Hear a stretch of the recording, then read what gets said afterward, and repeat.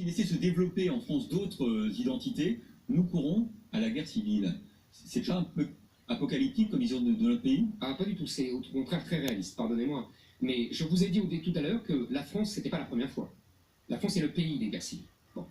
Donc, on a parlé des protestants et voilà, des catholiques. exactement, les guerres de religion, etc. Vous savez, je lisais récemment, je relisais récemment, c'est un livre de René Girard, vous savez, vous vous souvenez, le concepteur du désert mimétique, très grand penseur mort récemment, et qui dans son dernier livre, qui s'appelait Achever Clausewitz, disait il nous faut penser un temps où Charles Martel et les croisades seront plus proches de nous que la Révolution française et l'industrialisation du Second Empire. Vous dites qu'on a gagné avec les croisades plusieurs siècles de tranquillité et on a évité la guerre.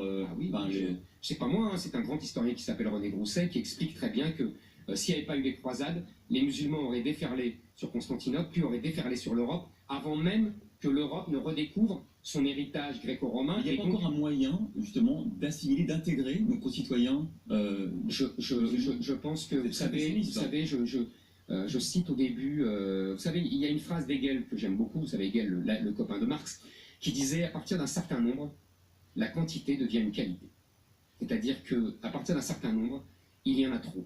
Et donc, on ne peut plus, vous savez, De Gaulle disait, on intègre des individus, on assimile des individus, pas des peuples. Aujourd'hui, il y a, dans toutes nos banlieues, une contre-société qui a créé un contre-peuple avec une contre-civilisation qui repose sur l'islam. C'est ça la vérité de nos banlieues qu'on ne veut pas dire et qu'on ne veveut pas croire. C'est votre analyse très politique qui traverse tout votre livre. Merci beaucoup, Éric Zemmour, d'avoir été avec nous ce matin. On retrouve tout de suite Pascal de la Tour du Pin. Il est 8h05.